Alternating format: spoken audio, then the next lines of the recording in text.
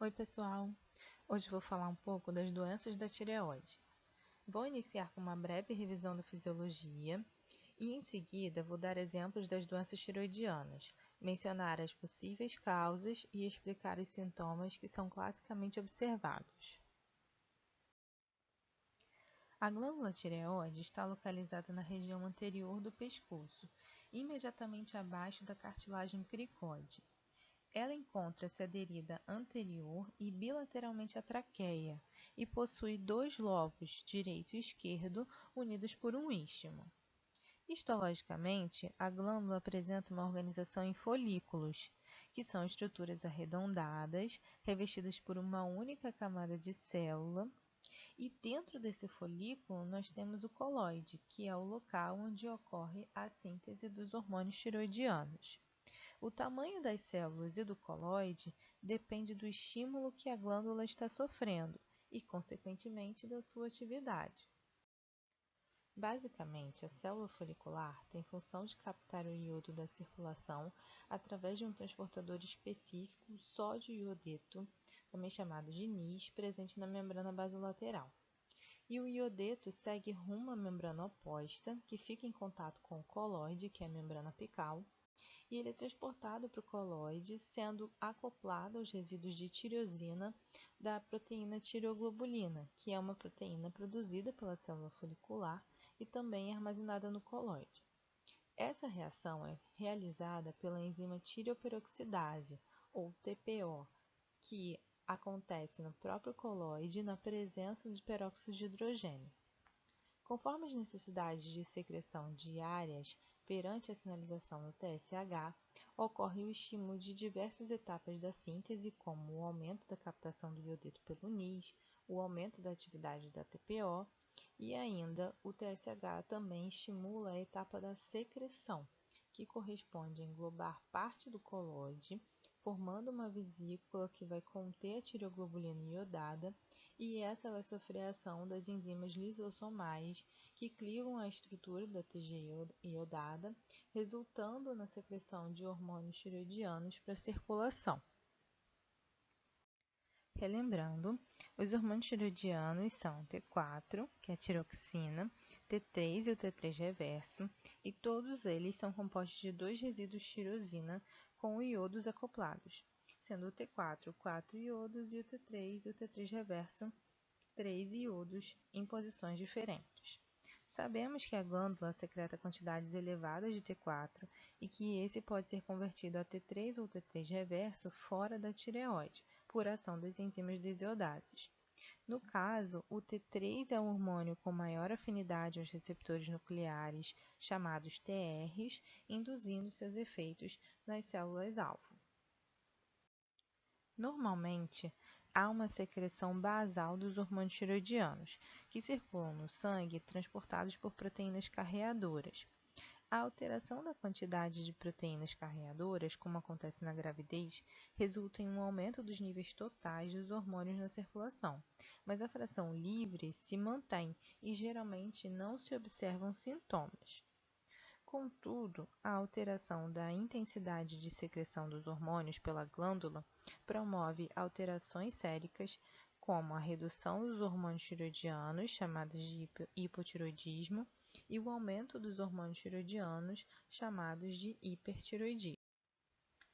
Dessa forma, como acontece em outros distúrbios endócrinos, as doenças da tireoide acontecem por hipofunção da glândula, causando redução dos hormônios tireoidianos na circulação, ou hiperfunção da glândula, resultando em aumento dos hormônios tireoidianos na circulação. E isso pode ser devido a um problema diretamente na tireoide ou nos seus estimuladores. Para entender isso melhor, precisamos rever a regulação da secreção dos hormônios tireoidianos. Essa regulação se dá por uma alça de retroalimentação negativa, ou feedback negativo, envolvendo o hipotálamo, a hipófise e a própria tireoide.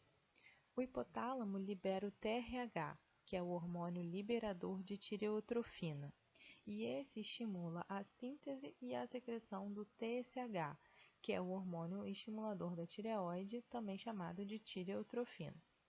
O TSH estimula a síntese e a secreção dos hormônios tiroidianos que atuam em células-alvo distantes. Os hormônios tiroidianos entram nas células e, especificamente, o T3 atua por meio da regulação da transcrição gênica para modificar o comportamento celular, que se reflete em efeitos desse hormônio no organismo. Podemos considerar parte desses efeitos o fato de que os hormônios tiroidianos inibem a secreção dos seus estimuladores, o TSH na hipófise e o TRH no hipotálamo. Isso gera uma regulação da concentração de todos os hormônios participantes do eixo, os mantendo sempre em níveis adequados à homeostase do organismo. Quando há uma condição que afeta a glândula tireoide, dizemos que a origem é primária. Quando afeta a hipófise, a origem é secundária. E casos menos comuns, se afeta o hipotálamo, dizemos que a origem é terciária. Os casos mais comuns de doenças da tireoide são causados por condições autoimunes, em que o organismo produz anticorpos contra proteínas do próprio corpo. Nesse caso, algumas proteínas da tireoide funcionam como antígenos e são reconhecidas por esses anticorpos. Dependendo do tipo do anticorpo, como é o caso do anticorpo antirreceptor do TSH, pode-se gerar uma hiperestimulação da glândula, como é o que acontece na doença de Graves, resultando no aumento dos níveis séricos de hormônio tiroidiano. Ou ainda, nós podemos ter outros anticorpos que reconhecem proteínas como a tireoperoxidase e a tireoglobulina, e essa reação acaba gerando a destruição da glândula, e assim resulta na redução da concentração sérica dos hormônios tiroidianos. Não se sabe ao certo os mecanismos fisiopatológicos de início e desenvolvimento desses quadros autoimunes, mas estudos já demonstraram que fatores ambientais, como infecções ou aporte excessivo de iodo no organismo, ou ainda fatores genéticos relacionados à atuação dos linfócitos, podem estar relacionados. Então, a partir de agora, eu vou comentar um pouco sobre os sintomas encontrados nas condições de hipo e hipertiroidismo e as possíveis causas que a gente pode ter nesses quadros de doença tiroidiana. No hipertiroidismo, observamos sintomas característicos do excesso dos hormônios tiroidianos na circulação, como é o caso do aumento da taxa metabólica basal, que vai fazer com que as células gastem mais energia, produzam mais calor, e o organismo ativa mecanismos dissipadores do calor, como a transpiração, e pode acontecer um prejuízo na regulação da temperatura, levando o indivíduo a ser intolerante ao calor. O T3 é um hormônio hiperfágico. Assim, o indivíduo hipertiroideu pode apresentar um aumento do apetite. Contudo, o aumento do metabolismo é mais proeminente e, geralmente, a resultante observada é a redução do peso corporal. Esse estado catabólico pode contribuir também para a redução da massa muscular. Além disso, a respiração celular na célula muscular ela pode ter um efeito direto do T3 nas mitocôndrias, aumentando também o gasto energético. Além disso, o hormônio tiroidiano promove um estado mental de nervosismo, inquietude e instabilidade emocional e insônia. Isso porque o excesso do hormônio tiroidiano leva à hiperestimulação do sistema nervoso e pode aparecer também os tremores. Pode-se observar alteração na função das gônadas, aumento da liberação de gonadotrofinas, levando a acontecer oligomenorreia e redução da fertilidade. Além disso, também pode-se observar aumento da motilidade intestinal, não está mostrado aqui na figura, mas isso acaba aumentando a frequência de evacuações. É muito clássico também o efeito do sistema do hormônio tiroidiano sobre o sistema cardiovascular. Podem acontecer, então, eventos de aumento da frequência cardíaca, aumento da força de contração, e isso, consequentemente, aumenta o débito cardíaco. Contudo, O efeito sobre a vasculatura é de reduzir a resistência vascular periférica. A exposição a níveis elevados de hormônio tiroidiano por períodos prolongados pode evoluir para hipertrofia cardíaca e cardiopatia.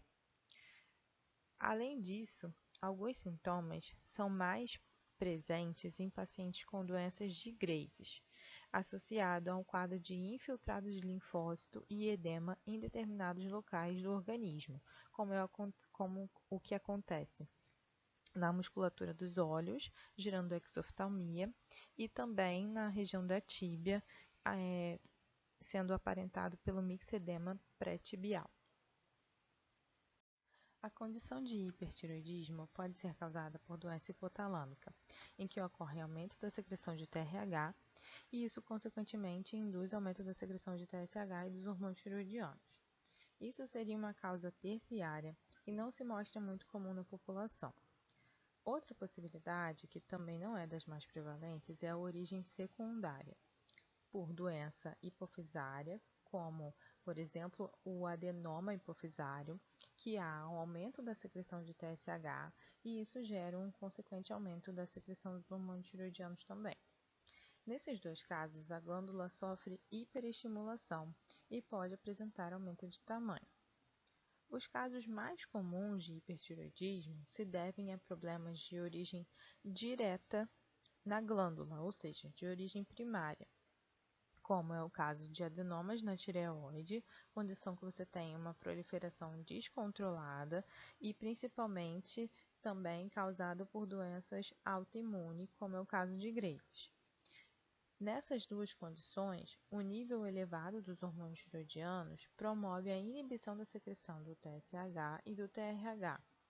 Contudo, pode, em alguns casos, haver o aumento do tamanho da glândula. No caso do adenoma, isso acontece se a proliferação for muito intensa, mas nem sempre isso acontece e nem sempre esse aumento de tamanho é visível.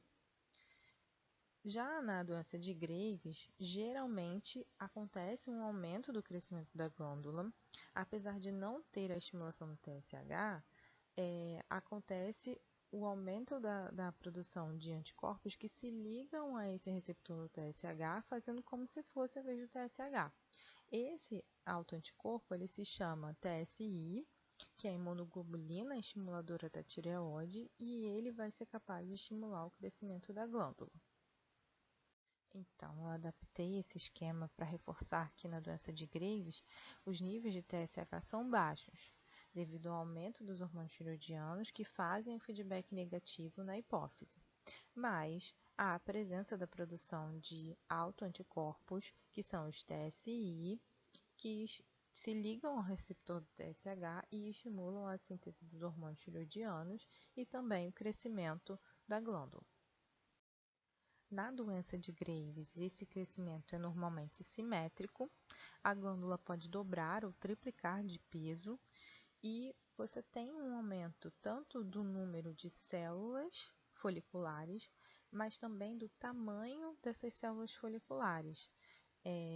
Observa-se um epitélio com aparência mais colunar e pouca quantidade de colóide no interior dos folículos devido a um grande processo de secreção dos hormônios tiroidianos. Ocorre também a presença de infiltrados de linfócitos no interstício da glândula. E esse aumento de linfócitos, ele não se detém só ao tecido tiroidiano.